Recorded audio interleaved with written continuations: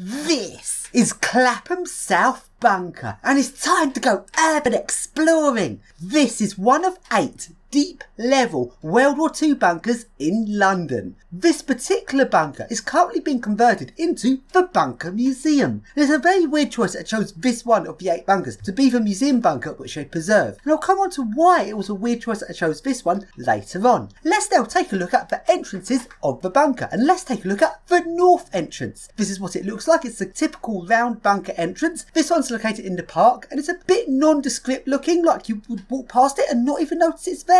Then there is the central entrance, which goes up into the London Underground station. Then there is the south entrance, which looks like this, and a bit of fairly new residential building around the bunker entrance, which has incorporated the bunker's entrance into part of the new building's architecture. How strange is this? Let's go inside the south entrance of Clapham South bunker, and let's take a look at the lift, which is a classic old wartime Marriott Scott lift. These lifts were originally DC and run off the bunker's DC power supply. They are later converted to AC. This particular bunker lift actually has 2 sets of doors, and unlike the other bunker lifts at a single speed and goes 0.66 meters a second, this one's a bit faster and is 2 speed and goes 1.1 to 1.2 meters a second.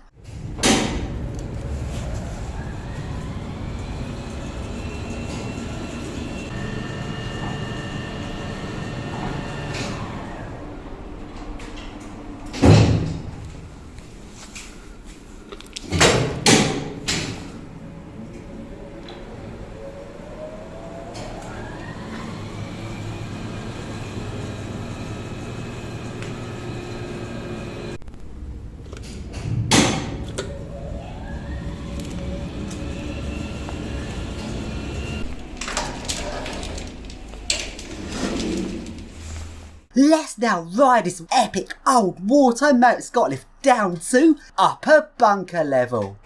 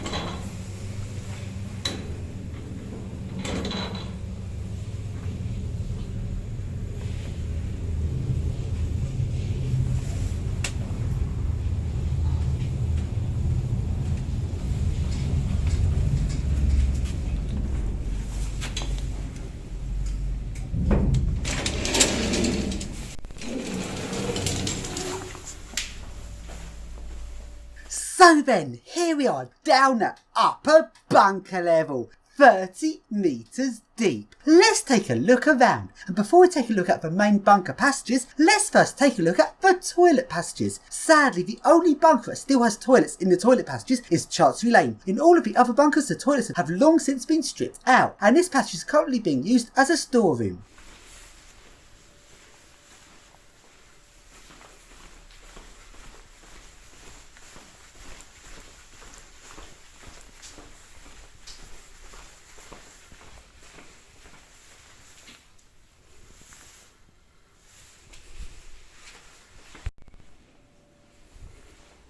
We'll take a look at another one of the toilet passages, and this one is completely empty.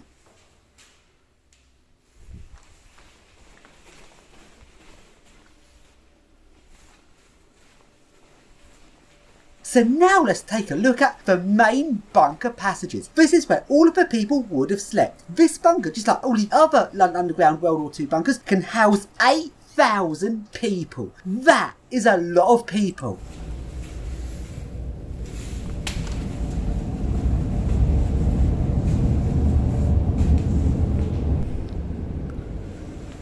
So we first head southwards, walking down one of the 2 parallel main bunker tunnels on upper bunker level, and it's a bit empty really, considering this is the bunker they're preserving as a museum bunker. You would have thought I'd choose a bunker with all of the beds intact, but a large amount of this bunker is empty, which is why I think it's a bit of a poor choice. They chose this bunker as their museum one. They should have chose Belsize Park. And along we go to the far south end of the bunker, where is the south end connecting passage. This connects up both the upper and lower bunker levels of the two parallel tunnels. If we look down there is lower bunker, but we'll take a look at lower bunker later. We now go along the connecting tunnel, and along we go to the other one of the two parallel tunnels, and let's now head northwards. Back along to the south entrance, and we're now heading north up the bunker.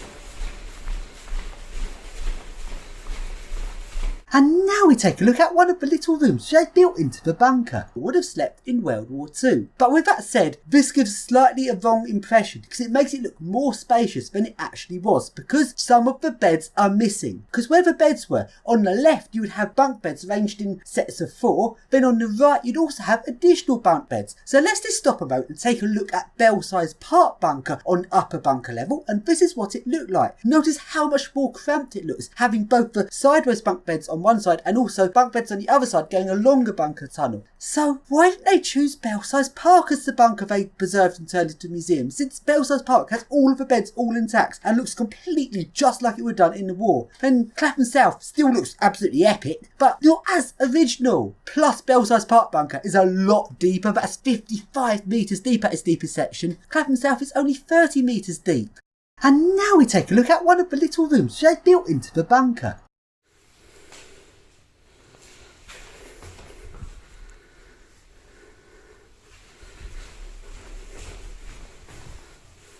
And now we go along to the central entrance. This is the entrance along to the London Underground station. Let's take a look at this entrance.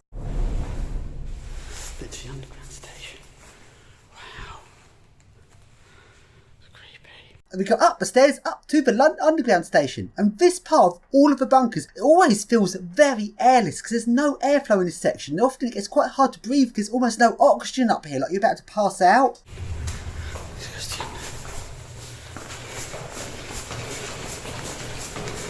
So here we are at the top of the staircase at the bricked off wall to the London Underground station. And the reason why you had to go up the stairs to get to the London Underground station is because all of the bunkers are deeper than the London Underground. So then back to upper bunker level, and we now continue heading northwards. On this section, notice the fluorescent lighting. This fluorescent lighting does light up the bunker really well, and it's brighter in this bunker than in any of the others. So you do get a really clear view of what a bunker looks like, but it isn't original. And again, Belsize Park bunker is far more original in this, because if we pause the video for a moment and take a look at Belsize Park, this does have its original wartime lighting. And notice how much darker and creepier it is. So back to Clapham South, although it does look well lit, it doesn't have the original atmosphere or what it been like back in wartime. So then we continue heading north along to the north entrance, where there is a connecting tunnel between the two parallel tunnels.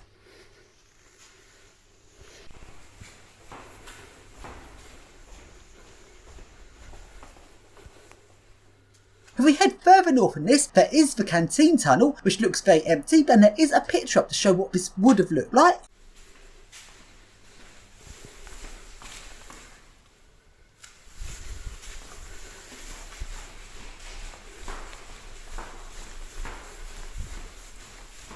And the staircase going downwards, this goes down to lower bunker, but we'll look at lower bunker later on in the video. And along we go to the northern entrance stairs and lift, and sadly the lift wasn't working.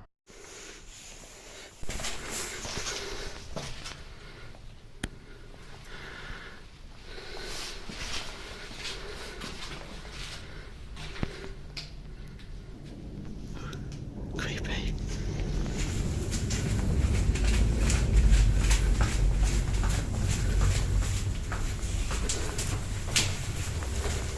And now, let's take a look at the toilet tunnels at the northern entrance. Sadly, all of the toilet tunnels here are completely empty.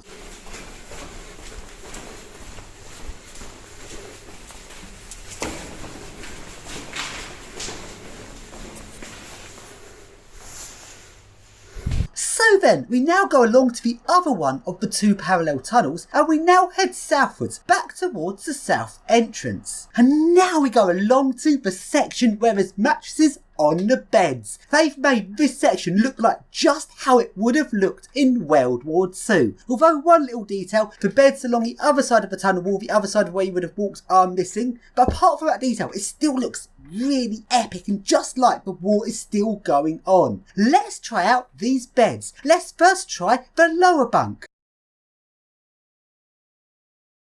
And here I am lying in the lower bunk. Despite that the beds running alongside the other tunnel wall are missing, despite that detail, you still really get the feel of how cramped in it would have been on these little tiny bunk beds with 8,000 people in the bunker. Also, these beds are not as long as modern day beds because back in World War II, people didn't grow as big. And that's a typical thing. So if you look at buses back from like the 30s to the 50s, those also had much narrower seats than in the modern day because back then people were not as big as they are today, simply because there was less food about. And let's now try the upper bunk. As well as these beds being shorter than modern day beds, they're also narrower to cramp in as many people as possible, and you really get a cramped in feel. Just imagine what this would have been like with all of the other people here. And now we go back along to the south entrance.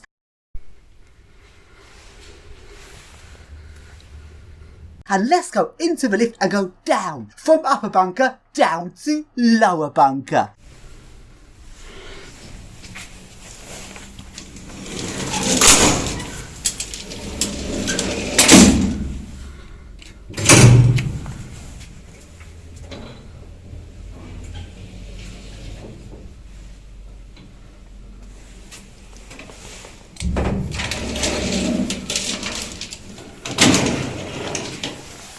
And here we are at lower bunker level. Let's take a look around.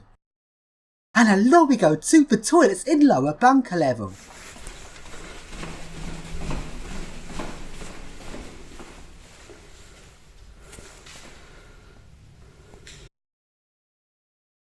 And now I go down the stairs to the service area below lower bunker level.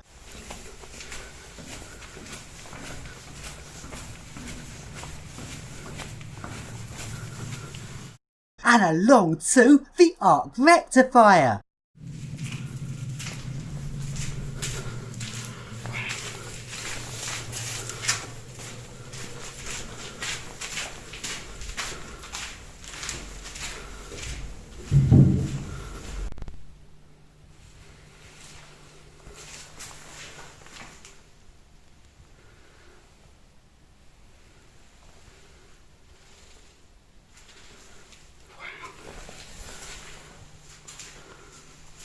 The arc rectifier looks a bit different in Clapham South. The glass on it's black. I'm not sure why that is.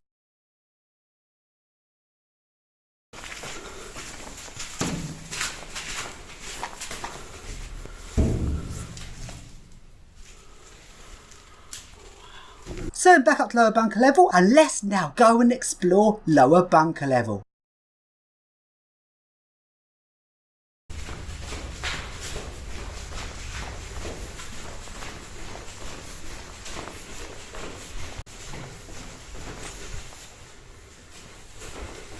And along we go to an area where there's mattresses on the beds on lower bunker level. Let's see what the beds are like here. On lower bunker level, the beds feel more cramped than upper bunker level. Let's try the lower bunk. Let's try the downstairs bunks.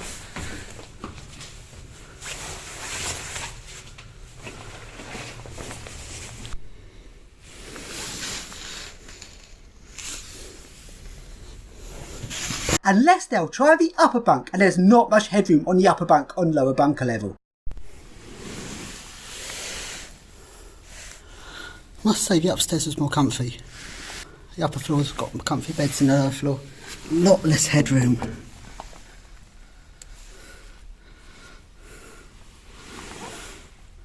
So there we go, looking around lower bunker level.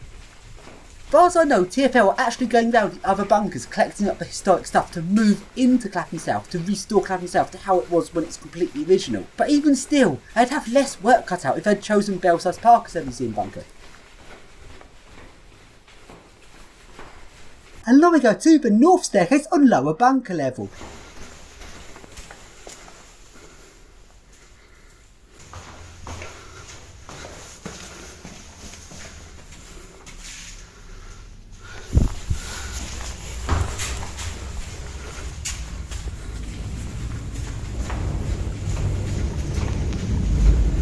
take a look at a lift car here, and the lift is not in a good state.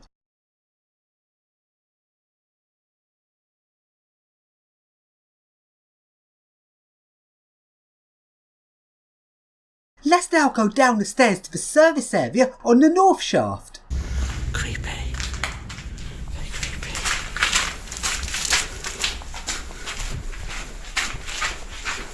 Creepy. Creepy.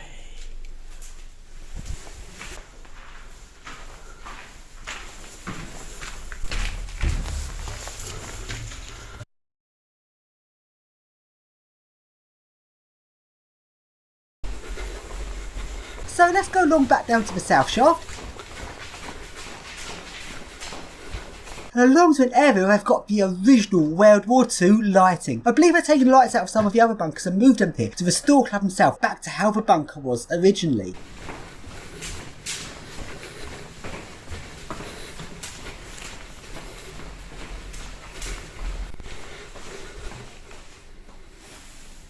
And it's lip surfing time!